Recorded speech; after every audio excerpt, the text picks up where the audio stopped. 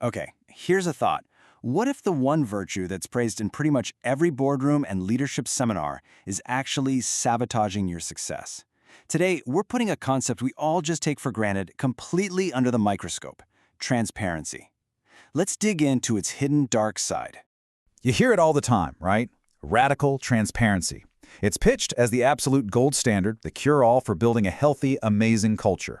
The whole idea is to share everything, the good, the bad, the ugly, the uncertain, because supposedly that total openness is what builds unshakable trust. But what if that noble idea is actually a trap? I mean, what if in our rush to be totally transparent, we're accidentally causing way more harm than good? And that's really the big question we're tackling in this explainer.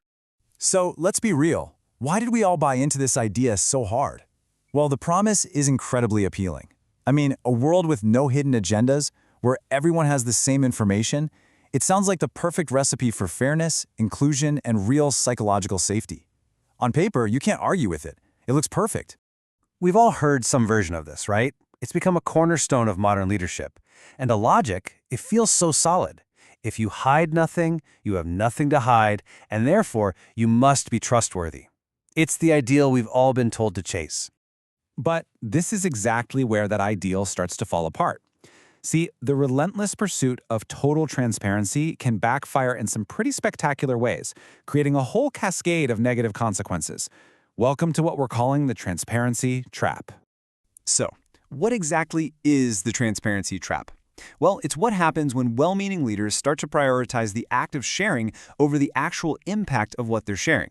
It's that moment when just dumping all the information out there creates way more problems than it solves. And this trap, it has some real-world dangers. You get information overload, where important updates just become noise because everyone is CC'd on every single email. Creativity gets totally stifled because, come on, who wants to share a half-baked brilliant idea when it's instantly public and open for criticism? And decisions, they can grind to a halt in this swamp of analysis paralysis. And maybe the scariest part? It can basically just hand your strategic playbook right over to your competitors. This really forces us to reframe the entire goal, doesn't it? The objective isn't just more information. It's not about volume.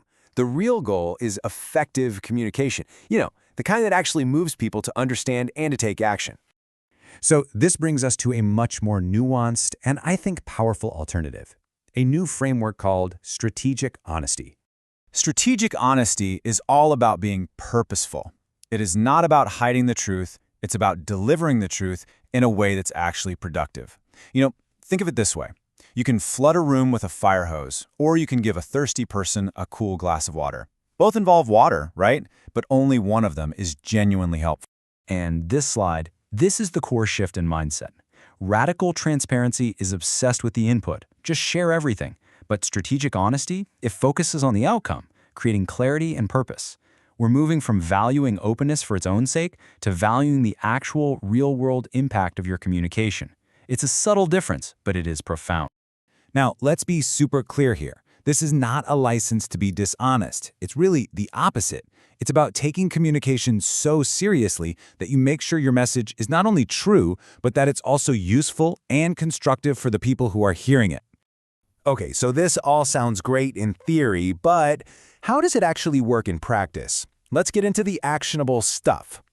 So, think of this three-step process as your new communication filter.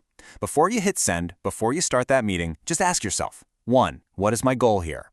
Am I trying to inform someone, persuade them, or get everyone aligned? 2, who is my audience? What do they truly need to know to do their job, and what's just going to be noise to them? And finally, based on those two answers, share only what is relevant. Filter everything else out. Here it is. This is the new mantra. Clarity is kindness. Bombarding people with unfiltered data isn't kind. It's actually just overwhelming. But giving them the clarity they need to succeed, that is what effective leadership looks like. So the next time you're about to share something, I want you to just pause and ask yourself, are you just aiming for transparency or are you aiming for impact? Because the answer to that question could be the difference between creating total confusion and inspiring real, meaningful action.